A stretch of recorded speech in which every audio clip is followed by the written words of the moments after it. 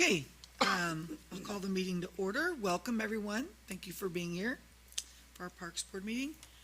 Do we have any discussion about the minutes from our last meeting? And if there is no discussion, can I get a motion to approve the minutes? I'll make a motion. Second. All those in favor say aye. Aye.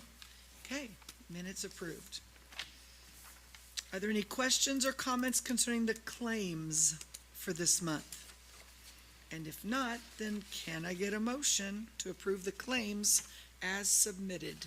Motion to approve. Second. All those in favor say aye. Aye. Okay, old business. Oh, nope, it says new business, so there is no old business, I'm assuming, Mr. Woolard. Unless you've got anything, then move right along. Okay, new business. Do we have any new business? I see project updates, but I don't see any new business. Unless there's something specific there, then we can just go ahead and project updates. Okay, anybody up here have any new business to bring up or old business before we move on to projects? I don't. Okay, project updates. We'll begin with Oak Hill Park. Yeah, so with the three park projects that we have going on right now, Oak Hill slated to be completed the soonest there, still tracking for Memorial Day of this year. So as you'll see in front of you, board, you've got an updated project budget there, just to kind of take a look at where those contributions are coming from, where those expenses are going to. You'll see some of that reflected in the claims. I know you asked some questions on like bike racks and different things. So we're using a bunch of different vendors and such throughout for this. But that's where you're gonna see some of the symmetry too, when it comes to signage, playground equipment, the fencing, different things that we're wanting to make basically complement each other so that you can tell you're within a Madison Park system. So like I said there with the Oak Hill expenses, some of those things I know with like say All-Star, they're the ones that did the paving work up there, so we partnered with them as they were doing all the streets and sidewalks. They're the ones that did the work for us on concrete for the park, but I haven't received the chunk of it. I've seen the total chunk for the whole project for all of Oak Hill, but I don't know what of that is our park project. So as soon as we see those specific budget items, I'll be able to add that to our expense list. But you've seen our design plans for that are really kind of set in stone at this point. And that's where with the next one with Gaines Park, I did include, we just received new project updates, renderings on that. So Tony Steinhardt and I just kind of reshaped a few of these things. We were able to shape about $20,000 because of the pour in place there and how expensive that is per square foot with our kind of re-imaging with it. And we didn't want everything so blocky and squared. So that's where we gave it a little bit of, made it a little more fluid with the circular motions there. And then kind of reworked it because it originally all was purple and butterscotch, which was a little overwhelming.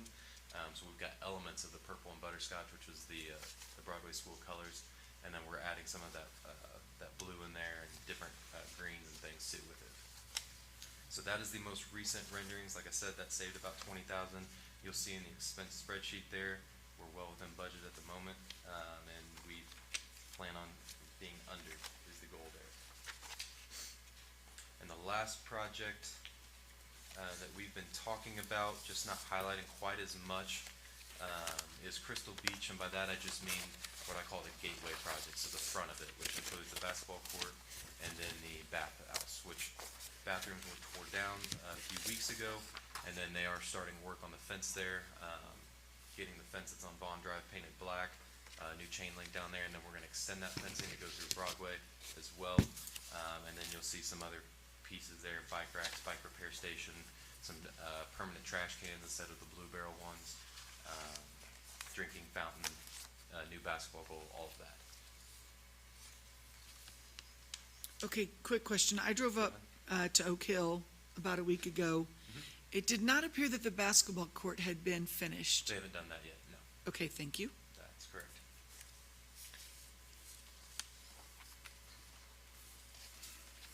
Board, do you have any questions over these three different park projects that we're going through right now? And we are not replacing the bathrooms outside at Crystal Beach, correct? That's correct. So not at, the city is kind of trying to figure out what to do with that, because with Crystal Beach, the aquatic park and the renovations downstairs, technically we can open that up to access for the public if there's events and different things. But I'm not sure how frequently we're gonna have those open to the general public when it's not in season. So that's what we're trying to work through. If you do, I know there's been talks of doing it in a different location, not right there by the basketball court, but maybe partnering it along with Kiwanis, press box there, doing something a little bit different. But we're trying to work through logistics on that. Okay, and when do we start opening up our bathrooms, like at Bicentennial? You know, is there a date that we, It's always kind of dependent on the weather, and right now it's a little bit warmer, so we've been having some inquiries on that. Typically, we like to wait though until the frosts are finished, and that's, so it's normally been 1st of April or so, but this year it's probably gonna be a little bit sooner. okay.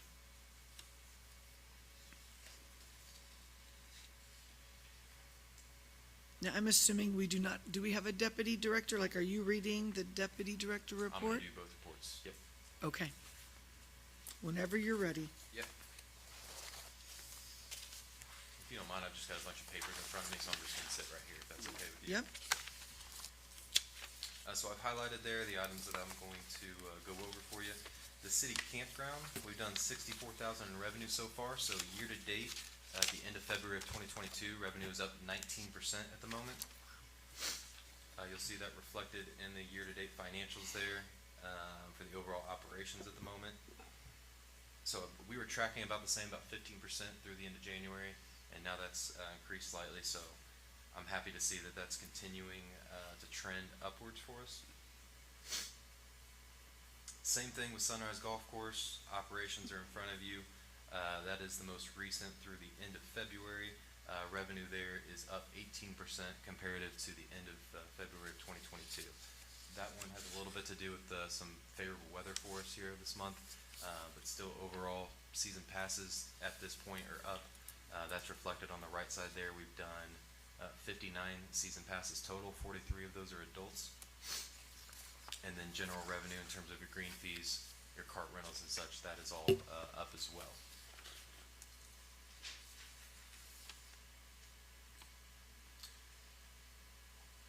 While we're on the golf course, you'll see in your packet there the junior clinic. So this is the first tee program that Roger brought in this past year through the PGA.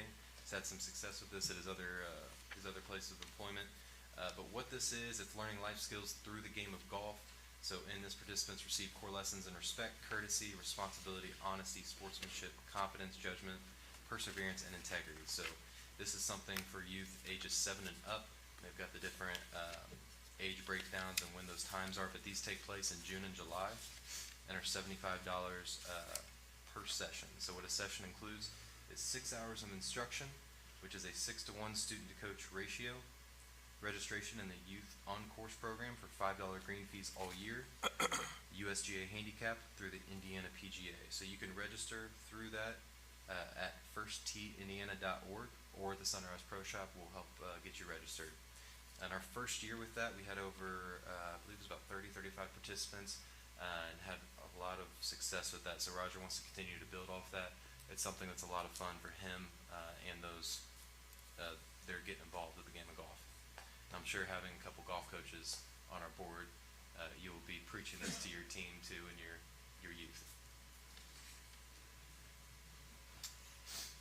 now remind me, are those progressive? Like if my child can't start in June, can they start in July and not be behind, or is it a progressive thing? Yes, you could do. Okay,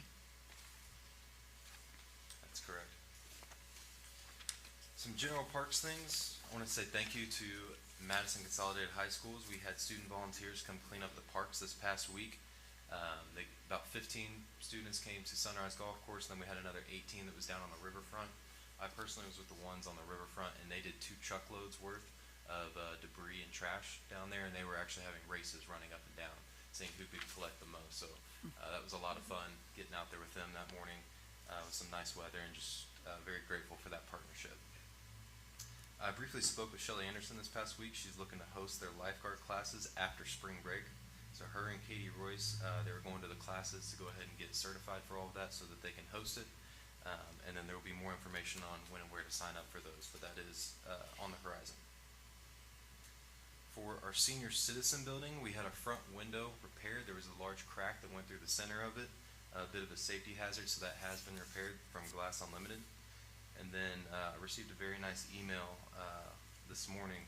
It was thank you to Jan Campbell for all the work that she has done, going kind of above and beyond with the work there at the Senior Citizen Center. Gary Hewitt is kind of our senior coordinator at the moment, and helping orchestrate everything and responsible for the building. But Jan has just kind of dedicated her own time and really done a lot of help there and a lot of good. So I thought that was very nice that someone reached out on her behalf just to say thank you to her for that.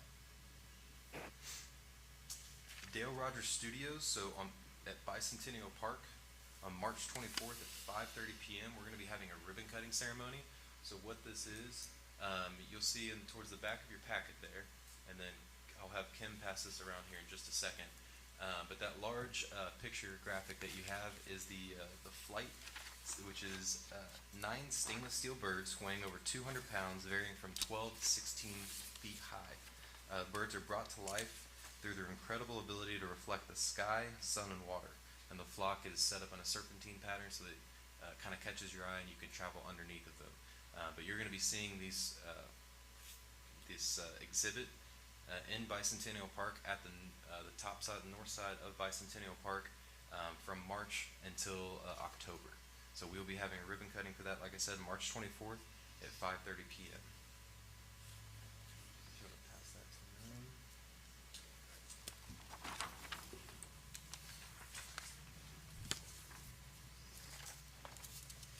Let's skip ahead just a bit here. Staffing wise, we have offered someone for a maintenance position. We've had a couple of people leave in 2021, 2022 that we haven't completely filled those vacancies. So this is going to be a general maintenance position that we have offered someone full-time, and they will be starting with us here in the next couple of weeks. Along those lines, we've already reached out to offer a few seasonal employees that worked with us previously for Sunrise Golf Course, and they'll be coming back as soon as the school year is over. A new position that is going to be here within City Hall, and it's going to be kind of a shared partnership between the Parks Department and the Communications, is the Events Outreach and Senior Coordinator position. So what this does is the city, we oversee all the different parades and events that you have throughout town. So whether it's something like the groundbreaking that we had at Gaines Park the other night with about 170-ish, 75 people that came to that. We had that for Sunrise Crossing when we did the groundbreaking there with a few hundred people. Or if it's something like the 4th of July parade, the Christmas parade, the Halloween event that goes on throughout downtown. All these little things are coordinated and handled through City Hall.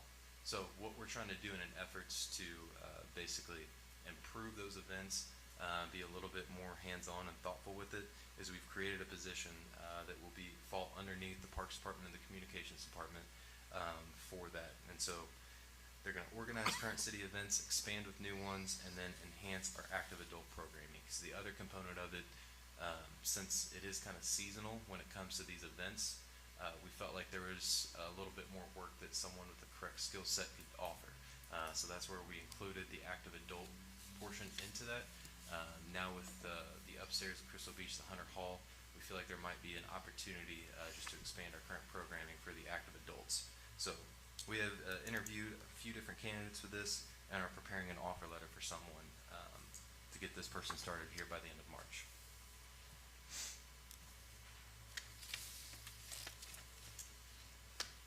And then board, the last thing is with programming. So I already mentioned the first tee, and I'm going to start with the adult basketball. We ran our adult league last year. Around this time, we started in May, had 18 participate.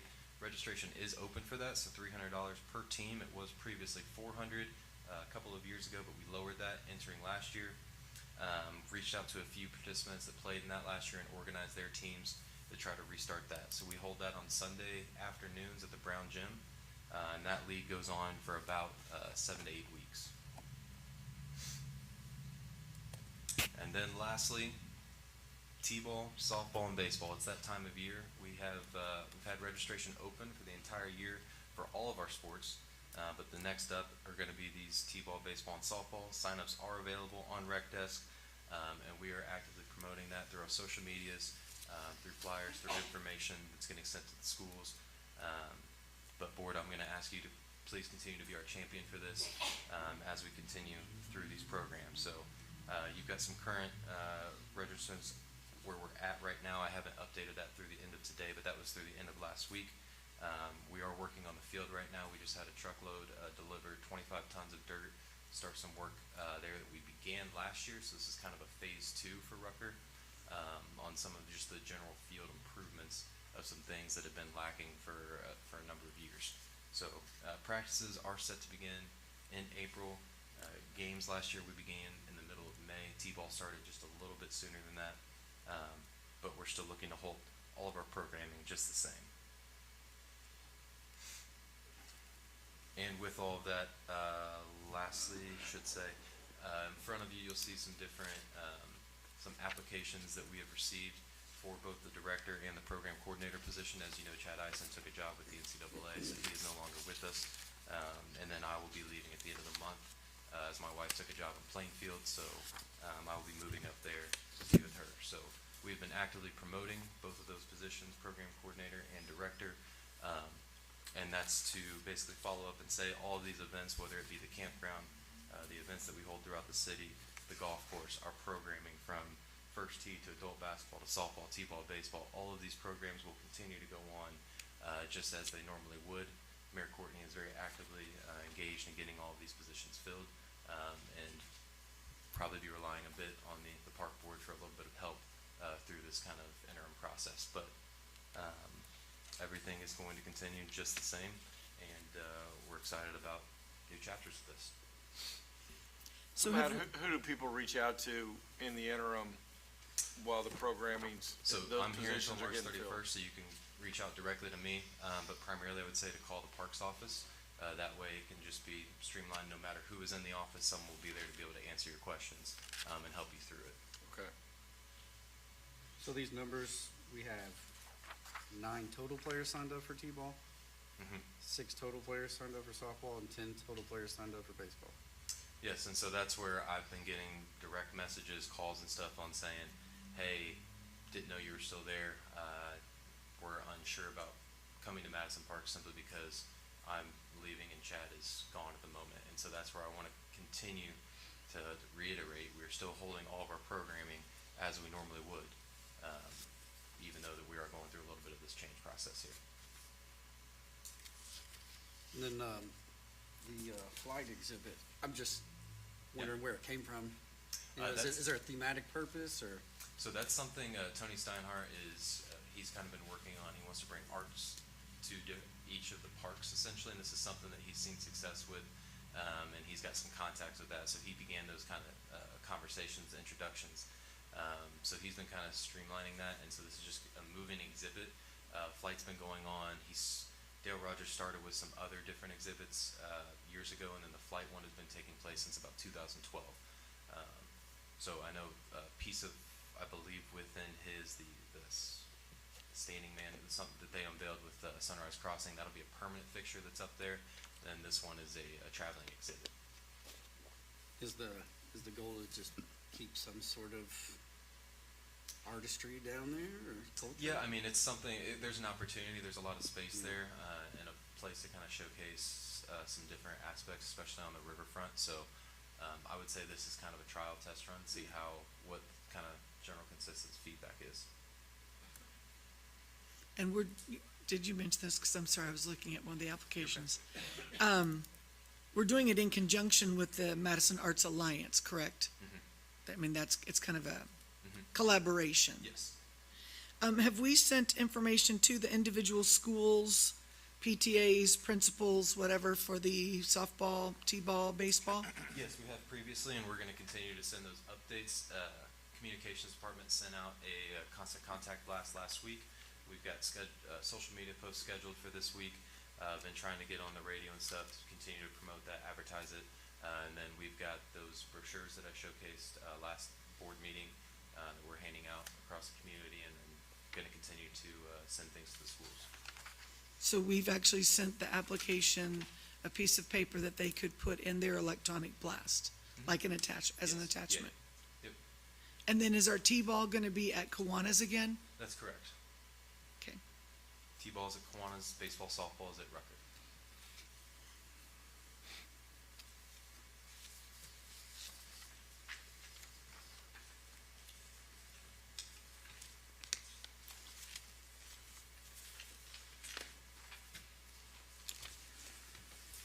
Okay, at this time, if you're here and you would like to address the board or the Parks Department in any way, feel free to come to the podium. Please state your name and then tell us your issues. Can you hit the little button until you get a red light? There you go, you're good. Hi, my name is Christian Cable. I spoke to Carla just a few minutes ago. I really encourage you guys to look at the bids for some drainage improvement down at John Paul Park. And I'm actually, Matt took some of the words out of my mouth because I was going to ask questions and wonder about some of these youth programs too, because I've helped coordinate leagues at the complex in downtown. I've seen the decline in enrollment.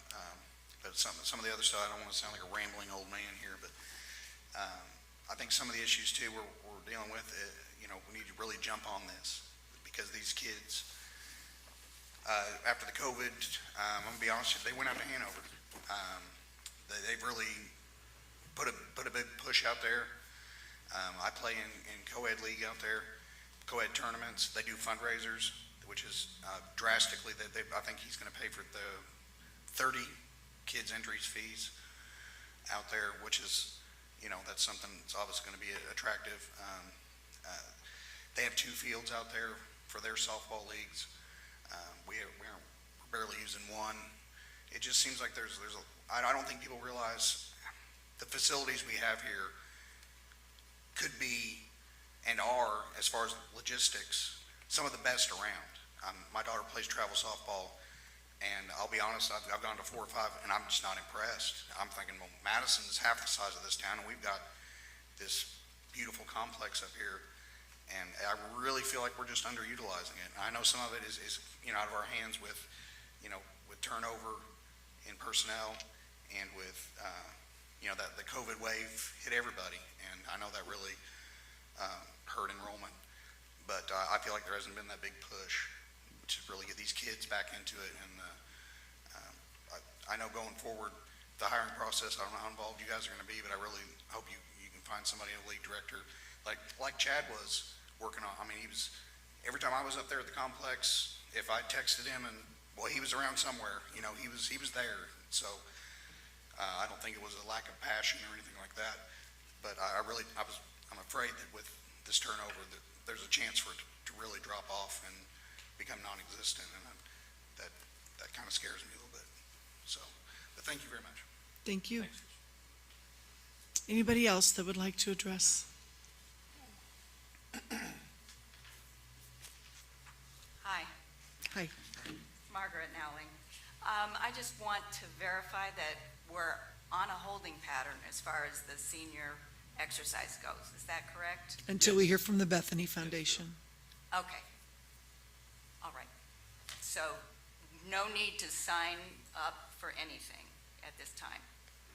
Just sign in as usual. Correct. Correct. Past week, I think there was a miscommunication. I was just wanting a sign-in so that we could more accurately track who was using the facility, when, and for which classes, just so that we've got a better representation of the numbers when it comes time for breaking down those financials and things like that. So I apologize if there was any miscommunication, but that was the only intention with that sign-up sheet. Okay, great. This has nothing to do with seniors, but Gaines Park has a chain link fence around it right now, and you're going to replace that. What's that fence going to look like? It's going to be a black chain link fence. Okay. All right, thank you. You're welcome. Thank you.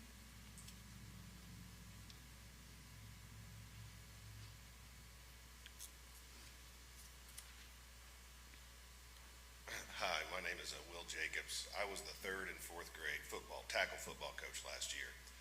So I'm a little early with this, but I just want to, we barely had enough numbers to play last year. We both the 3rd and 4th grade and the 5th and 6th had successful seasons. What I would like to do is promote it a little more with funds from you guys, or I could raise them either way with maybe signs in front of businesses, maybe some like posters in some of our bigger employers and things like that. So really, that's all I'm looking to do is try to promote the leagues more. I've had some parents reach out to me recently about it because they know the turnover within the program and they just would like to make sure things are rolling in the right direction. Okay. So if I could get at some point like permission, or like a sign approval of some sort about, putting out some sign or information, I would like that. We can help coordinate that because our communications department wants to kind of streamline everything when it comes to the flyers and the pamphlets and all that, so they create them. Yeah. And we'd be happy to have your help with all of that, because I actually had a parent reach out to me today asking about, because they're working on some sponsorship. They've got a business in town that wants to help sponsor some of the tackle football leagues, and they basically just wanted to basically recommit that we're in that league. So I spoke to the director of the Hoosier Hills Youth Football League and confirmed that we're still going to take part in that in all of these Okay. this summer. And I mean, I would be willing to go out and, put them up and do some of the legwork on it if need be. Are you envisioning something like maybe a sign in the football field up there at the complex No, that says registration, No, I'm these dates? envisioning signs like, I'll go to McDonald's and I'll say, we have a little wire sign, that says Madison Youth Football, sign up here, and we'll stick it out in front of there in as Oh, many okay. places as we can, really. Okay. Thank you. All right, thank you.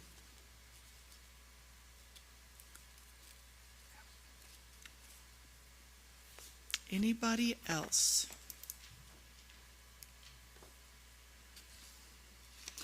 Okay, our next meeting will be Monday, April 3rd at 5 o'clock.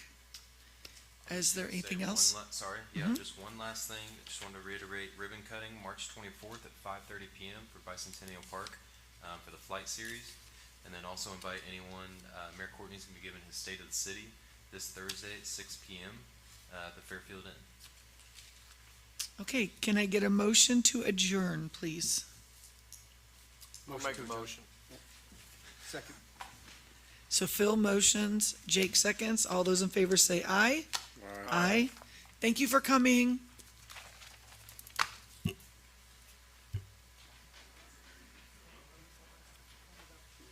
Phil, so real quick at Pope John, you are disseminating information to the parents, whether it be about fish fry or whatever. Do you do everything electronically? Do you still do paper? Do you put it on your website? It's